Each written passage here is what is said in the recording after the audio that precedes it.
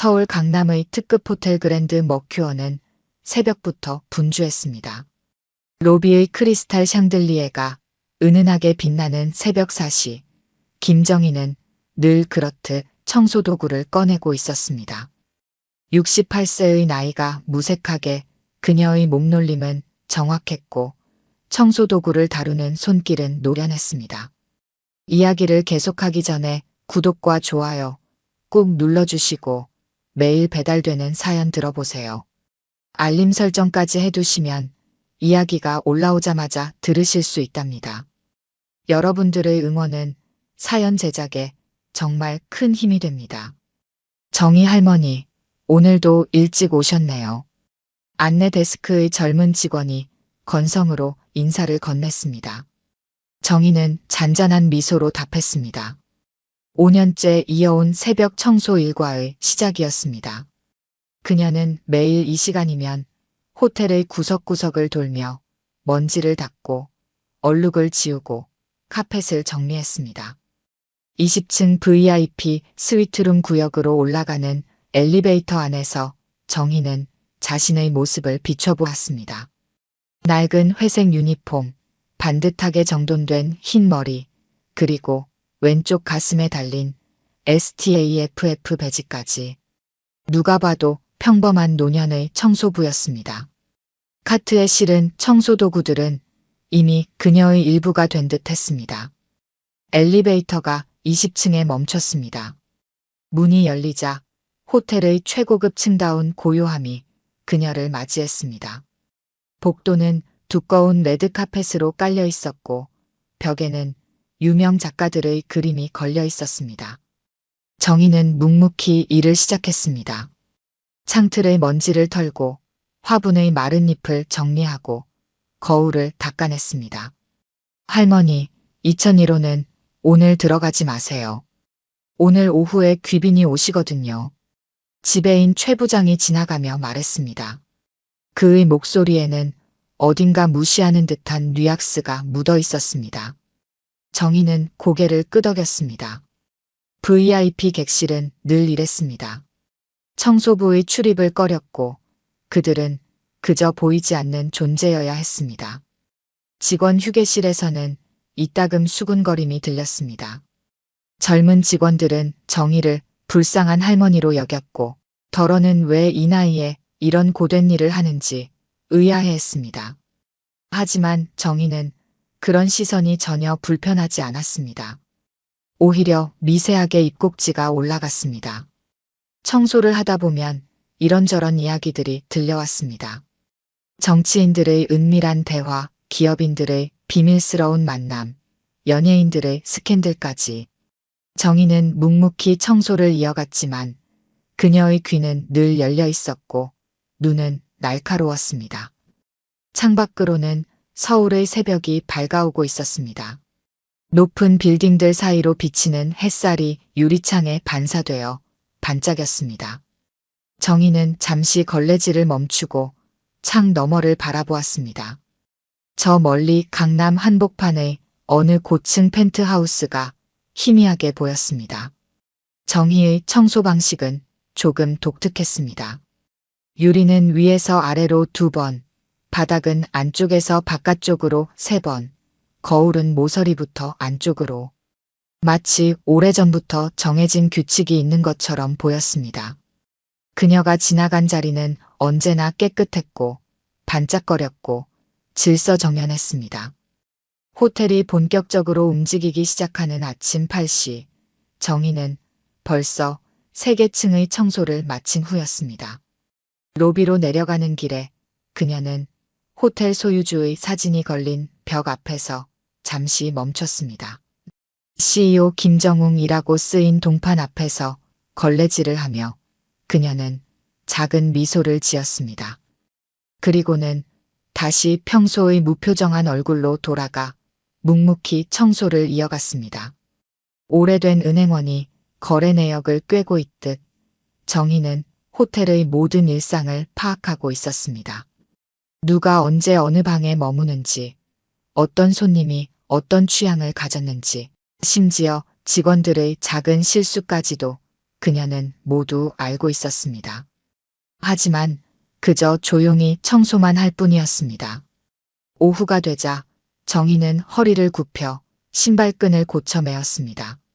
퇴근길, 그녀는 직원 식당에서 얻어온 김치를 비닐봉지에 담아 들고 있었습니다. 보안 요원이 가볍게 목례를 했고 정희는 힘없이 손을 들어 인사를 했습니다. 누가 봐도 평범한 나이든 청소부 할머니의 퇴근길이었습니다. 호텔 직원들 사이에 술렁임이 퍼졌습니다. 대형그룹 김준호 회장이 오늘 저녁 투숙한다는 소식이었습니다. 재계 서열 3위의 재벌 총수가 호텔에 묵는다는 것만으로도 대단한 일이었지만 이번에는 더 특별한 이유가 있었습니다.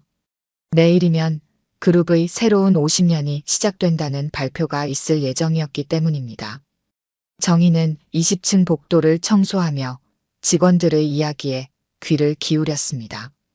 장남 김태성 부회장은 10년 전부터 그룹 경영을 맡아왔다고 했습니다. 냉철한 판단력으로 회사를 이끌어 실적은 매년 갱신되었고 해외 진출도 성공적이었다고 했습니다. 직원들은 그를 얼음 왕자라고 부른다고 했습니다. 오후 6시 호텔 정문으로 검은색 리무진이 들어섰습니다. 정희는 로비 구석에서 화분을 정리하며 상황을 지켜보았습니다. 먼저 비서진과 임원들이 내렸고 이어서 김태성이 나왔습니다. 마지막으로 김준호 회장이 천천히 차에서 내렸습니다. 80세의 노 회장은 지팡이에 의지한 채 걸었습니다. 하지만 그의 눈빛만큼은 또렷했습니다. 정희는 문득 그의 눈에서 담담한 결의가 깃든 것을 발견했습니다. 이상한 일이었습니다. 내일이면 아들에게 경영권을 물려준다는 사람의 표정이라고 하기엔 너무나 단단해 보였습니다. 우리 태성이가 이제 책임질 때가 됐지. 하지만 회사는 한 사람의 것이 아니야. 김 회장의 말이 로비에 울렸습니다. 태성의 얼굴이 순간 굳었습니다. 정희는 그 순간을 놓치지 않았습니다. 은행에서 일하던 시절 돈 앞에서 일그러지는 사람들의 표정을 수없이 보아왔습니다. 그날 밤늦게까지 호텔은 분주했습니다. 태성의 측근들로 보이는 임원들이 끊임없이 드나들었고 서류 가방을 든 사람들도 있었습니다. 정희는 늦은 청소를 핑계로 주변을 맴돌았습니다. 내일 발표에서 회장님이 그룹 지분 30%를 사회재단에 기부한다고 하면 어떡합니까? 우리가 쥐고 있어야 할 지분이. 임원들의 대화가 들려왔습니다. 태성은 창밖만 바라보고 있었습니다. 그의 눈빛이 점점 차가워졌습니다. 다음 날 아침 정희는 평소보다 일찍 출근했습니다. 로비를 지나는데 구급차 소리가 들렸습니다. 알고 보니 김 회장의 비서가 갑자기 심한 복통을 호소해 병원으로 실려갔다고 했습니다. 10년 넘게 회장의 식사를 책임지던 사람이었습니다. 아버님의 저녁 식사만 끝나면 됩니다. 오늘 발표는 제가 준비한 대로만 해주십시오. 태성의 목소리가 복도 끝에서 들려왔습니다. 정희는 무심히 걸레질을 하는 척하며 귀를 기울였습니다. 발표문을 바꿨다는 이야기, 아버지를 설득하지 못했다는 이야기가 오갔습니다. 오후가 되자 기자들이 모여들기 시작했습니다. 대형 그룹의 새로운 시대를 알리는 행사가 시작되려는 찰나 정희는 마지막으로 한 가지를 더 목격했습니다. 태성의 비서가 주방으로 향하는 길이었습니다. 그의 손에는 작은 약병이 들려 있었습니다. 오후가 되자 기자들이 모여들기 시작했습니다. 대형 그룹의 새로운 시대를 알리는 행사가 시작되려는 찰나 정희는 마지막으로 한 가지를 더 목격했습니다. 태성의 비서가 주방으로 향하는 길이었습니다. 그의 손에는 작은 약병이 들려 있었습니다. 정희는 주방 쪽으로 천천히 걸음을 옮겼습니다. 주방에서는 저녁 만찬 준비가 한창이었습니다. 요리사들은 모두 태성이 특별히 지정한 인물들이었습니다. 평소 호텔 주방을 책임지던 사람들은 보이지 않았습니다. 회장님 건강이 좋지 않으시니 음식은 최대한 담백하게 준비해 주세요.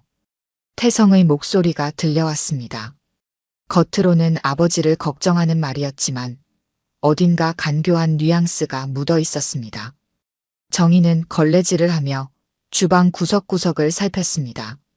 찬장 사이로 언뜻 보이는 서류 뭉치가 눈에 띄었습니다. 대형그룹 사회공헌재단 설립계획안이라는 글자가 보였습니다. 복도에서는 임원들의 대화가 들려왔습니다. 김 회장이 최근 미국의 한 부자처럼 재산의 대부분을 사회에 환원하고 싶다는 뜻을 밝혔다고 했습니다. 가족들의 극심한 반대에도 불구하고 이미 법무법인과 서류 작업을 마쳤다는 이야기였습니다. 아버님이 노년에 미쳤어. 우리 그룹이 자선단체인 줄 아나. 태성의 분노 섞인 목소리가 들려왔습니다. 정희는 문득 신문에서 본 기사가 떠올랐습니다. 대형 그룹이 최근 동남아에서 큰 사고를 일으켰고 수백 명의 노동자가 희생된 사건이었습니다. 아마도 그때부터 김 회장의 마음이 바뀌기 시작한 것 같았습니다. 저녁이 다가올수록 호텔은 더욱 긴장된 분위기에 휩싸였습니다. 정희는 태성의 비서가 주고받은 문자를 우연히 보았습니다. 오늘 밤이 마지막 기회입니다. 그리고 주방에서 나오는 그의 손에는 아까 보았던 약병이 들려있지 않았습니다. 저녁 8시 호텔 최고급 레스토랑은 귀빈들로 가득 찼습니다. 기자들은 입구 밖에서 발표를 기다리고 있었고 재계 인사들이 삼삼오오 모여 이야기를 나누고 있었습니다. 정희는 레스토랑 입구 화분에 물을 주는 척하며 상황을 지켜보았습니다. 김 회장이 태성의 부축을 받으며 입장했습니다. 노 회장의 걸음걸이가 평소보다 더 불안정해 보였습니다.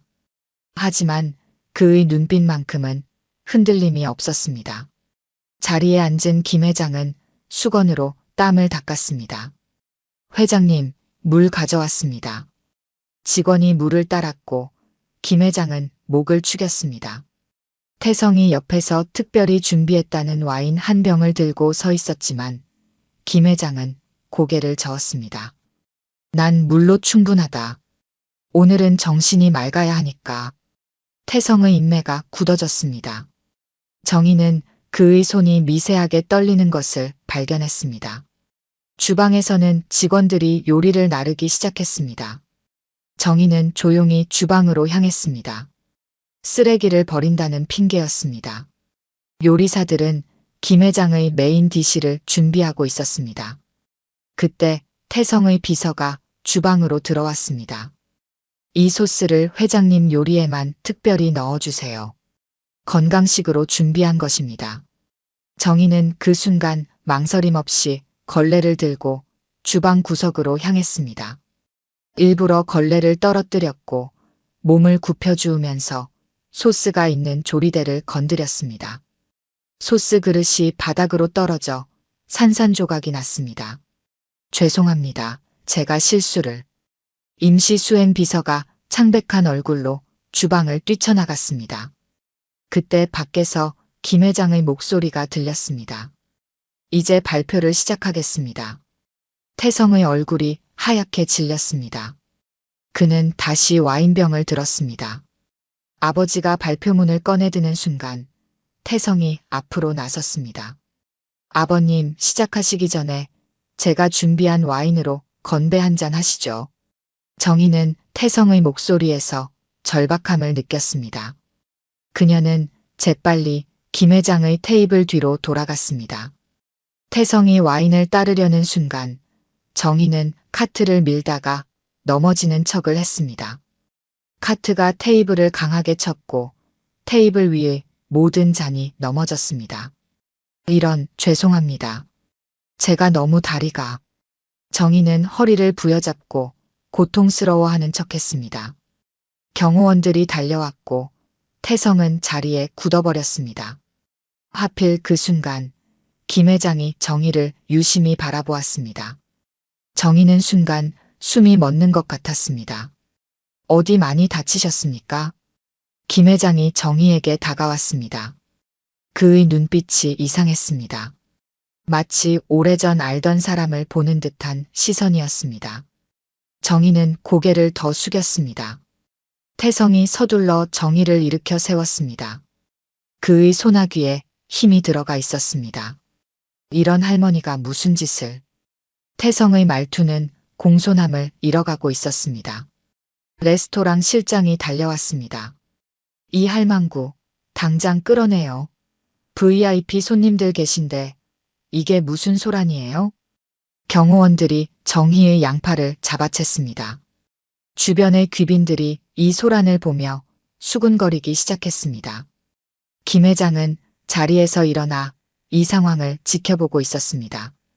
잠깐만요. 정희의 목소리가 달라졌습니다.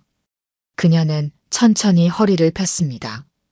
경호원들의 손을 뿌리치지도 저항하지도 않았지만 그녀의 눈빛은 더 이상 평범한 청소부의 것이 아니었습니다. 태성 부회장님, 그 와인병을 내려놓으시죠. 모두의 시선이 태성의 손에 들린 와인병으로 향했습니다. 김 회장이 한 걸음 앞으로 나왔습니다. 태성은 와인병을 더욱 세게 움켜쥐었습니다. 아니, 당신은. 김 회장의 목소리가 떨렸습니다. 오랜만입니다, 준호 씨. 정희가 김 회장을 바라보았습니다. 20년 만이네요. 실장의 얼굴이 창백해졌습니다. 경호원들의 손에서 힘이 빠졌습니다. 이제 모두가 알아보기 시작했습니다.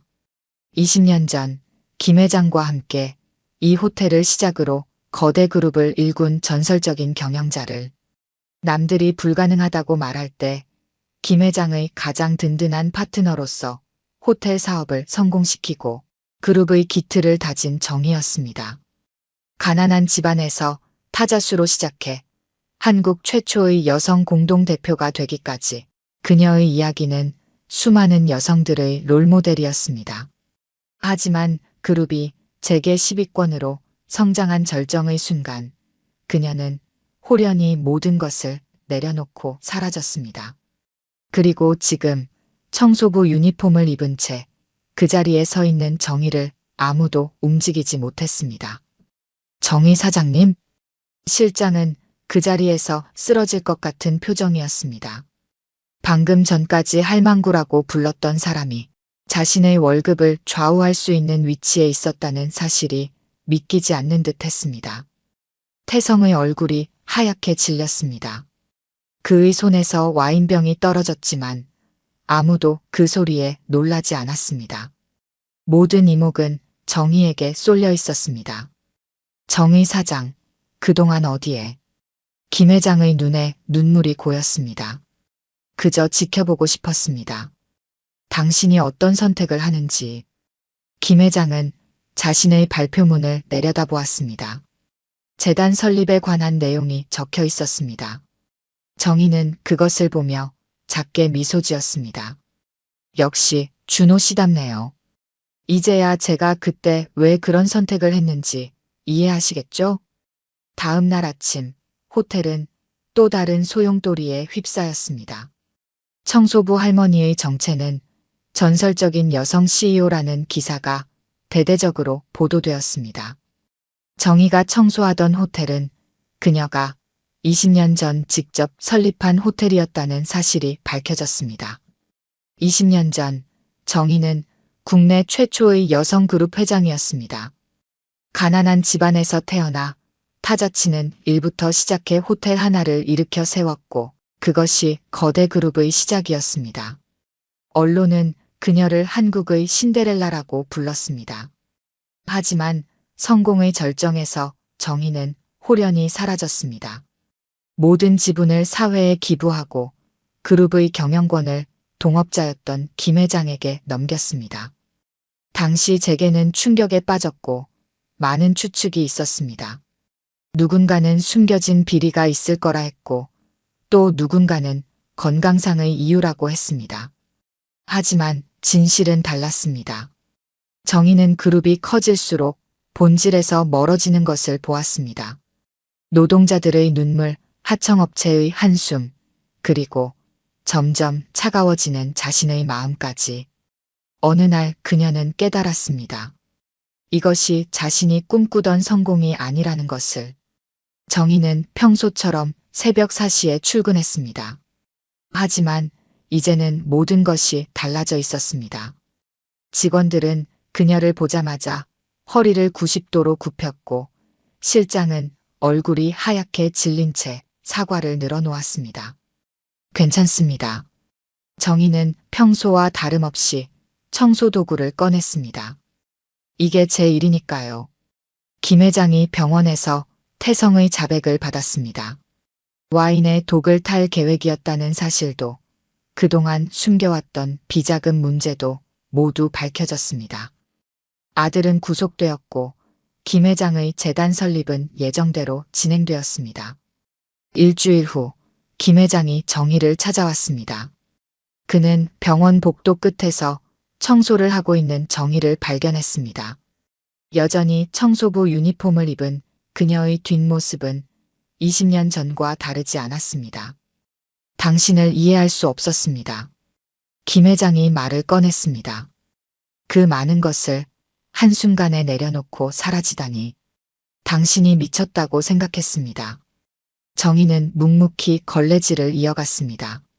IMF가 오고 직원들을 내보내야 할 때 당신의 선택이 옳았다는 걸 조금은 알 것 같았습니다. 하지만 여전히 이해할 수 없었죠. 이제는 이해하시나요?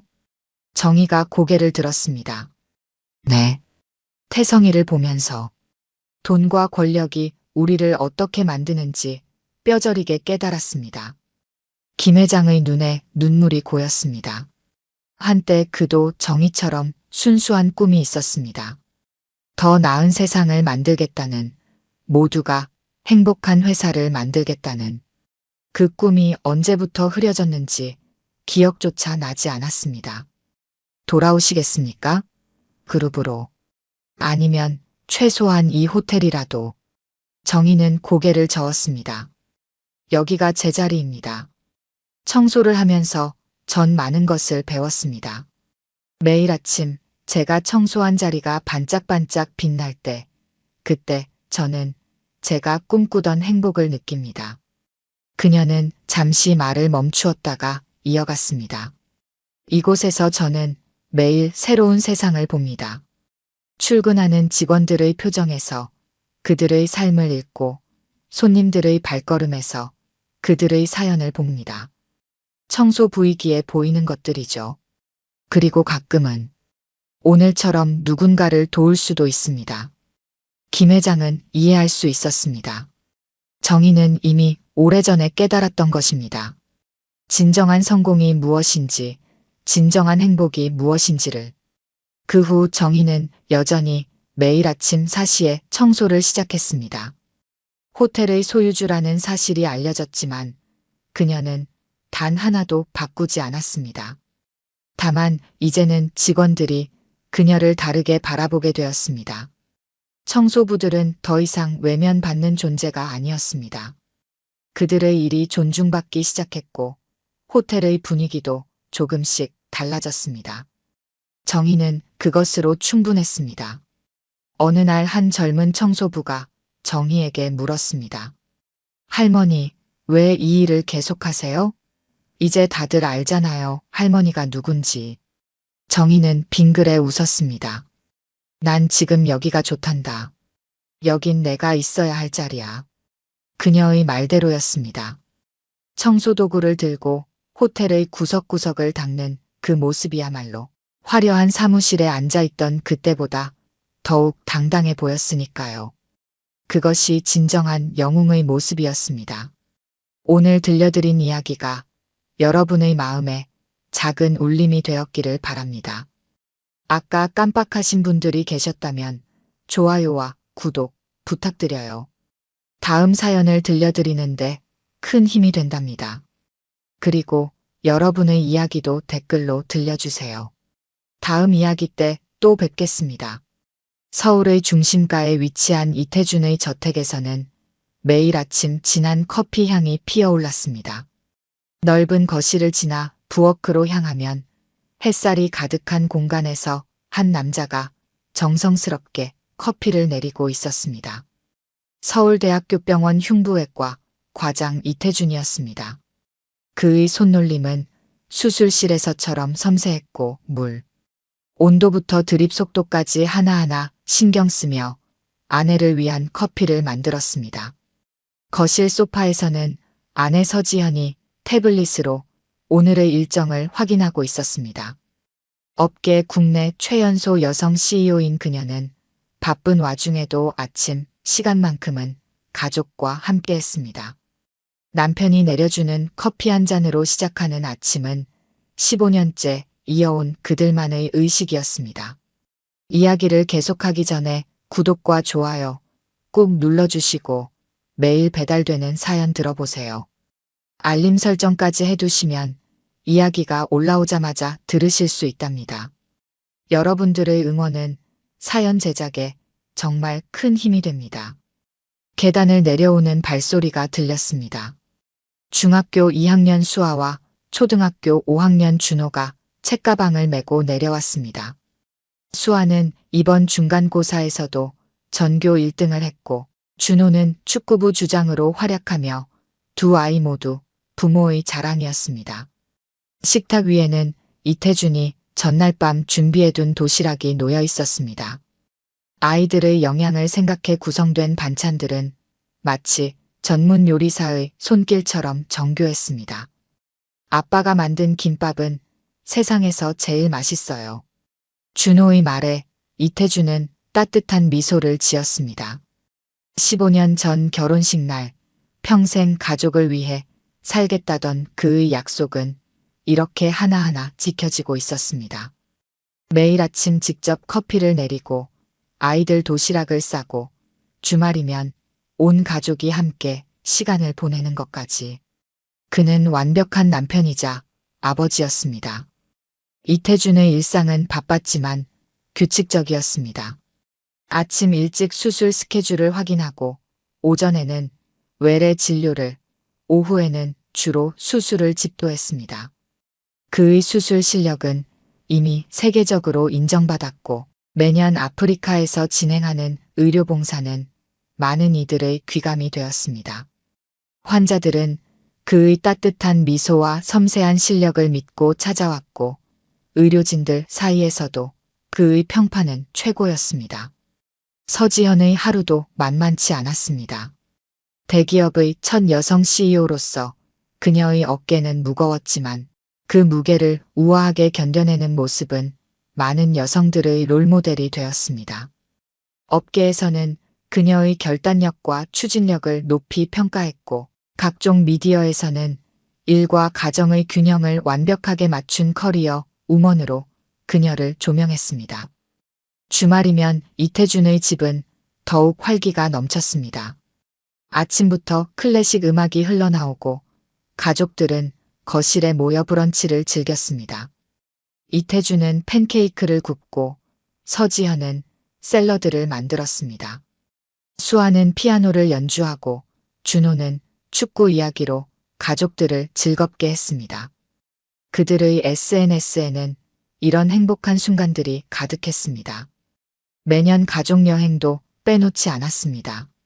작년에는 스위스를 다녀왔고 올해는 뉴질랜드를 계획하고 있었습니다. 이태준은 여행 계획을 세우는 것도 꼼꼼했습니다. 비행기 스케줄부터 숙소, 맛집까지 모든 것을 완벽하게 준비했고 그 덕분에 가족들의 여행은 늘 특별했습니다. 서지현의 생일이면 이태준은 매년 깜짝 파티를 준비했습니다. 올해도 어김없이 그는 아이들과 함께 케이크를 만들고 촛불을 켜고 아내가 좋아하는 와인을 준비했습니다. 서지현이 늦은 밤 퇴근해서 돌아오면 온 가족이 생일 축하합니다를 부르며 그녀를 맞이했습니다.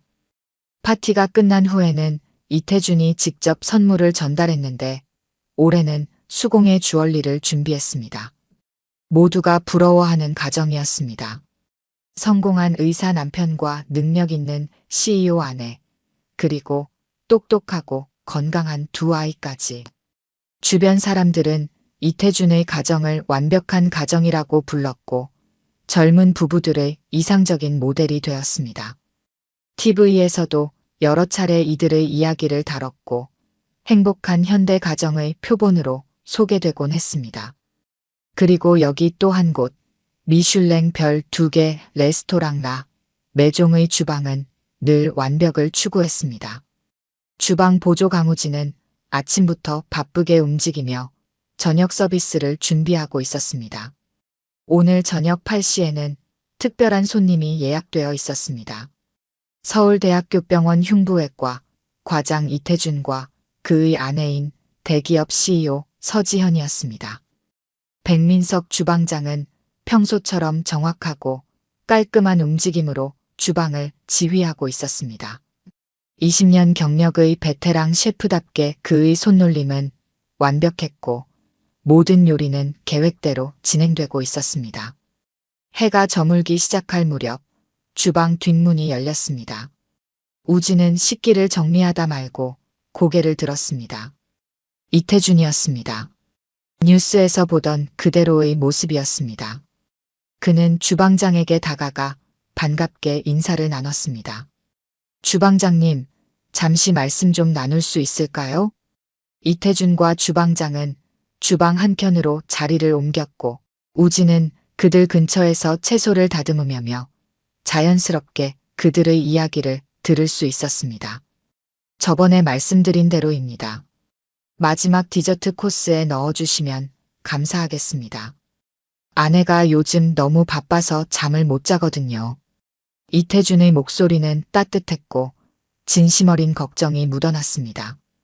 이건 제가 개발에 참여한 신약인데 천연 성분으로만 만들어서 정말 안전합니다.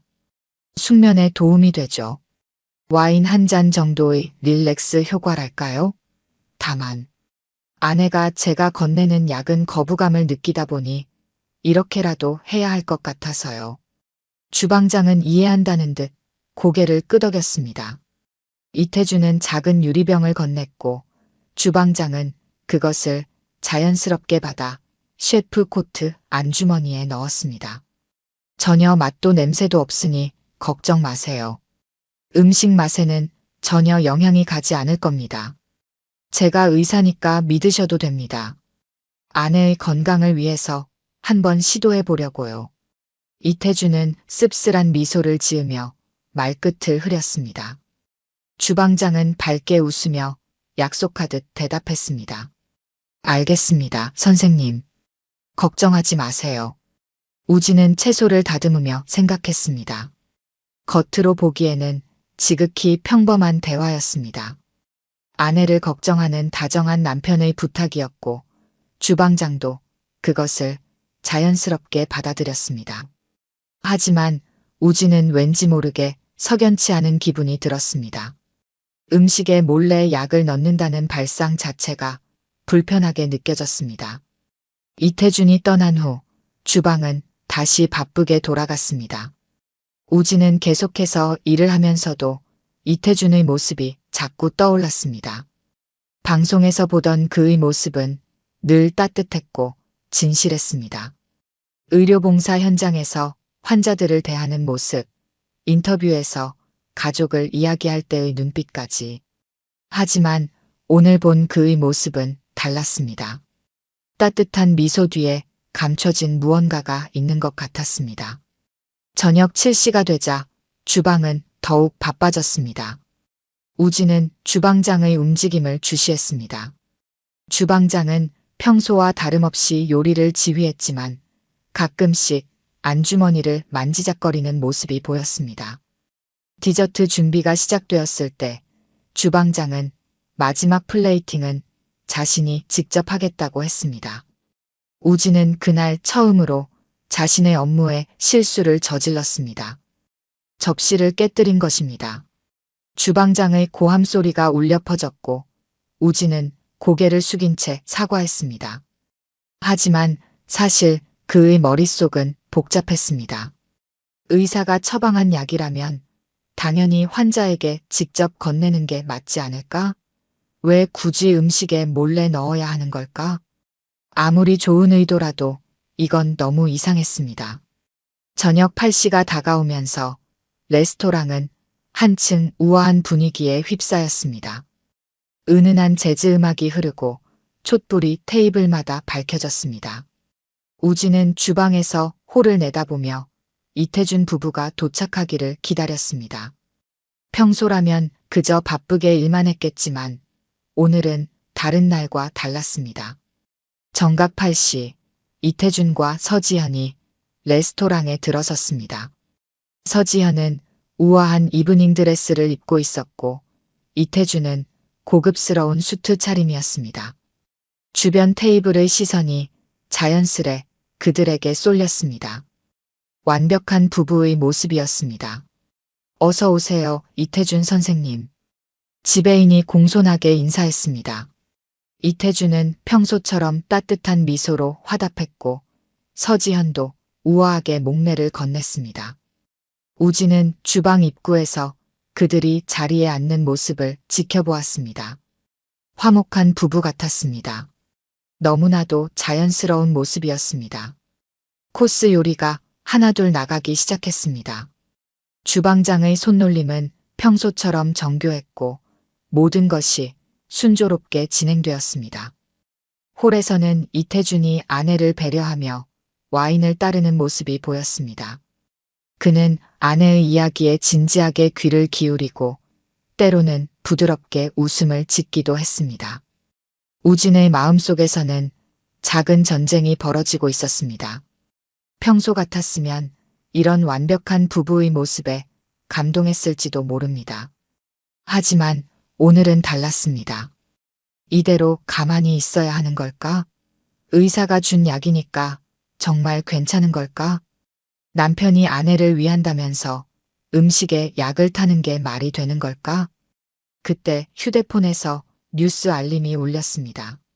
주방 구석에서 잠깐의 휴식 시간을 가지며 확인한 기사에는 이태준의 이름이 있었습니다.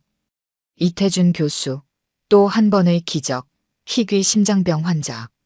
성공적 수술 기사 속 이태준은 환자의 손을 잡고 따뜻하게 웃고 있었습니다.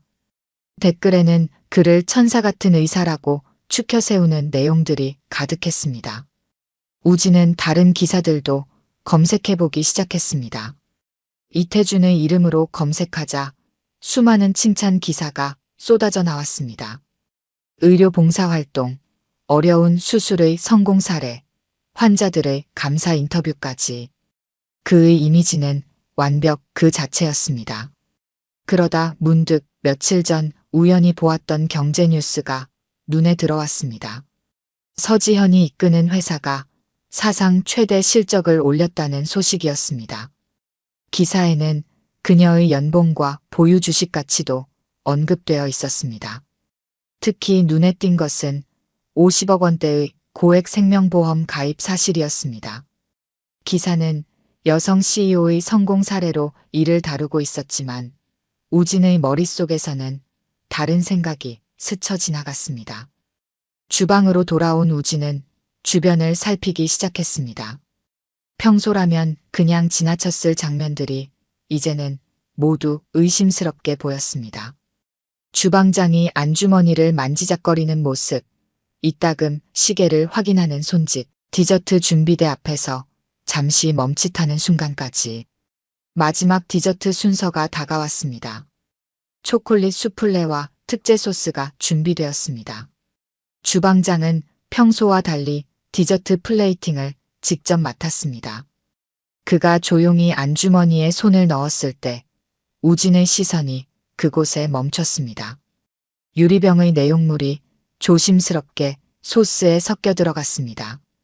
아무도 이상한 점을 눈치채지 못했습니다. 그 순간 우진의 귓가에 아침에 들었던 이태준의 말이 다시 울렸습니다. 전혀 맛도 냄새도 없으니까라고 했던가요?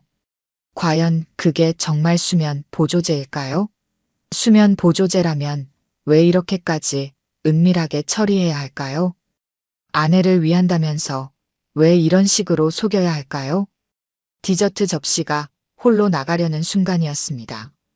우진의 손이 떨렸습니다.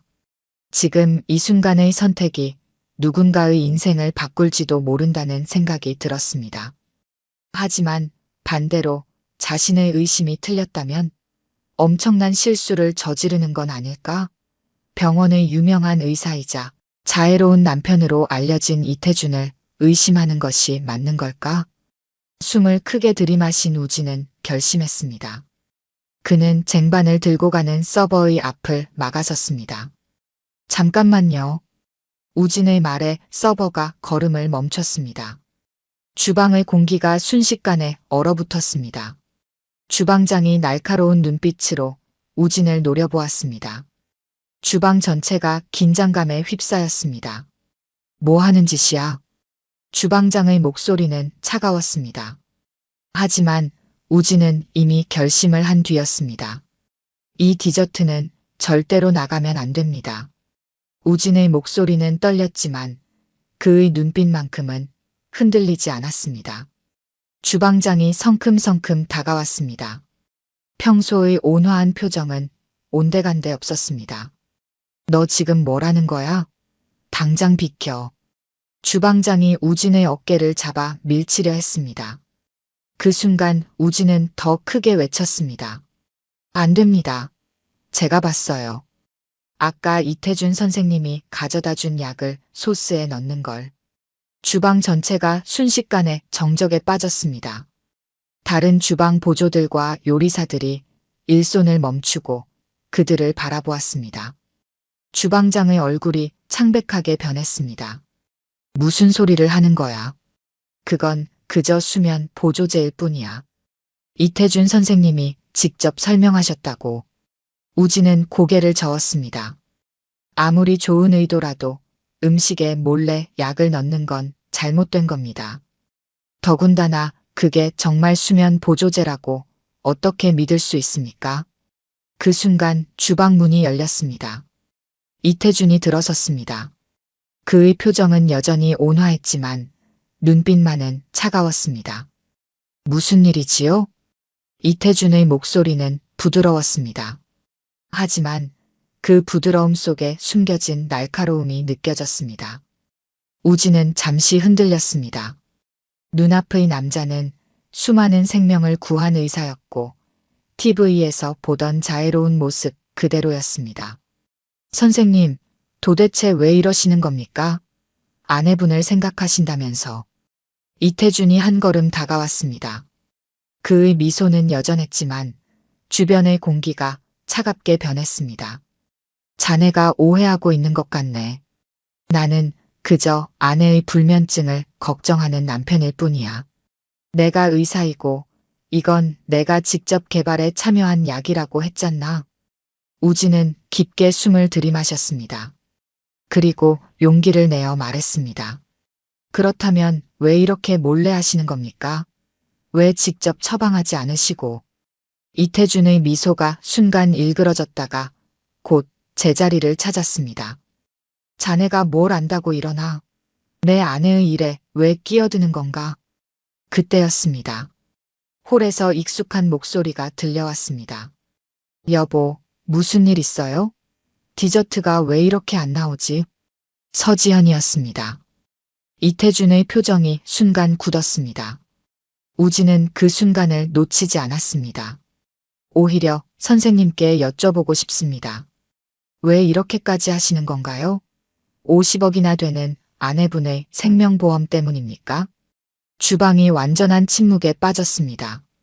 이태준의 눈빛이 변했습니다. 더 이상 그의 얼굴에는 온화한 미소가 없었습니다. 대신 차가운 분노가 가득했습니다. 내가 뭔데 무슨 소리를 짓거리고 있는 거야? 이태준이 주머니에 손을 넣는 순간이었습니다.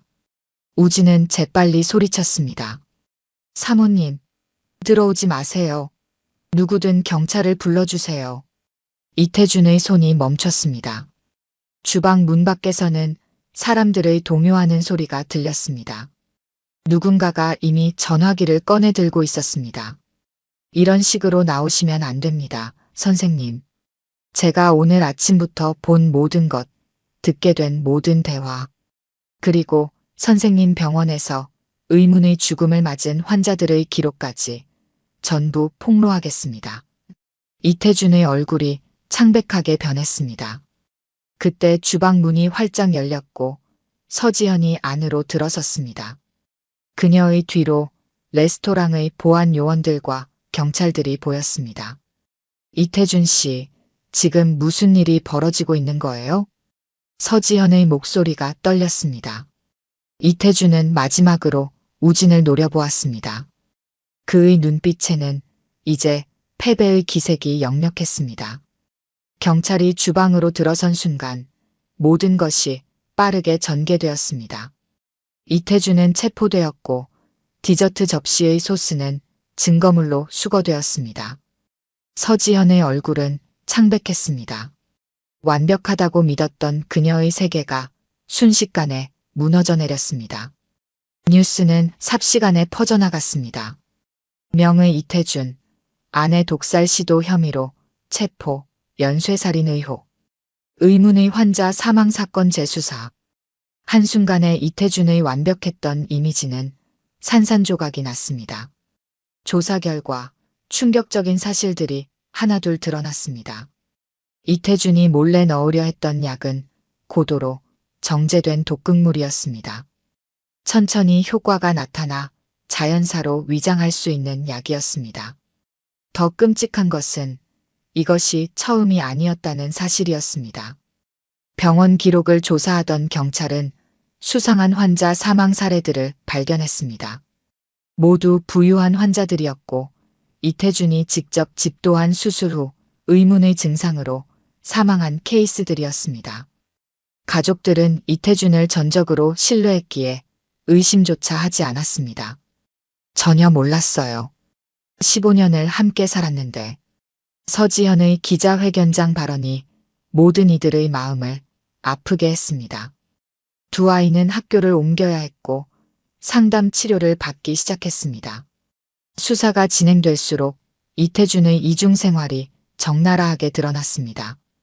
그의 헌신적인 봉사활동도 다정한 남편의 모습도 모두 완벽하게 꾸며진 연기였습니다. 그는 오래전부터 돈을 위해 자신의 의술을 악용해왔습니다. 환자의 생명을 구하는 대신 그것을 빼앗는데 사용했던 것입니다. 검찰은 이태준의 범행이 단순히 보험금을 노린 것만은 아니라고 보았습니다. 정신과 전문의의 분석 결과 그는 자신의 능력으로 타인의 생사를 좌우하는 것에서 쾌감을 느끼는 사이코패스적 성향을 가지고 있었습니다. 반면 우진의 삶은 180도 달라졌습니다. 그의 용기 있는 행동은 큰 주목을 받았고 여러 시민단체로부터 표창을 받았습니다. 서지현은 직접 우진을 찾아와 감사를 표했습니다. 당신이 아니었다면 저는 아마 이렇게 살아있지 못했을 거예요. 서지현은 우진의 학업을 재개할 수 있도록 장학금을 지원하겠다고 했습니다. 우진은 처음에 사양했지만 서지현의 진심 어린 부탁을 거절할 수 없었습니다. 당신의 꿈이 의사라고 들었어요. 이번 일을 계기로 더 좋은 의사가 되어주세요. 이태준 같은 사람이 아닌 진정으로 환자를 생각하는 의사로요. 1년 후 우진은 의대 입학을 준비하고 있었습니다. 주방 보조로 일하며 모았던 돈과 서지현의 지원으로 그의 꿈은 조금씩 현실이 되어가고 있었습니다. 레스토랑에서의 그날을 떠올릴 때면 우진은 여전히 가슴이 뛰었습니다. 하지만 후회는 없었습니다. 그해 겨울 이태준의 재판이 마무리되었습니다. 그는 무기징역을 선고받았습니다. 재판장은 판결문에서 이렇게 말했습니다. 피고인은 의사로서의 신뢰를 저버렸을 뿐만 아니라 가장 기본적인 인간성마저 상실했습니다. 한 젊은이의 용기가 아니었다면 또 다른 무고한 생명이 희생될 뻔했습니다. 서지현은 회사를 계속 이끌어갔습니다. 그녀는 이전보다 더 강한 모습으로 돌아왔습니다. 두 아이와 함께 새로운 삶을 시작했고 가정 폭력 피해자를 위한 재단을 설립했습니다. 우진은 종종 그날을 떠올렸습니다. 만약 그때 자신이 침묵했다면 어땠을까? 하지만 그는 이제 알고 있었습니다. 세상에는 침묵해서는 안 되는 순간이 있다는 것을. 그리고 그 순간의 용기가 얼마나 많은 것을 바꿀 수 있는지를. 레스토랑 라 메종은 여전히 영업 중입니다. 주방장은 바뀌었지만 맛있는 음식을 만든다는 기본은 변함이 없었습니다. 다만 이제는 모든 요리가 주방 전체의 감시 하에 만들어졌고 투명성이 가장 중요한 가치가 되었습니다. 새로운 주방장은 종종 신입 직원들에게 말했습니다. 음식은 정직해야 해. 그게 우리가 지켜야 할 가장 기본적인 원칙이야. 오늘 들려드린 이야기가 여러분의 마음에 작은 울림이 되었기를 바랍니다. 아까 깜빡하신 분들이 계셨다면 좋아요와 구독 부탁드려요. 다음 사연을 들려드리는데 큰 힘이 된답니다. 그리고 여러분의 이야기도 댓글로 들려주세요. 다음 이야기 때 또 뵙겠습니다.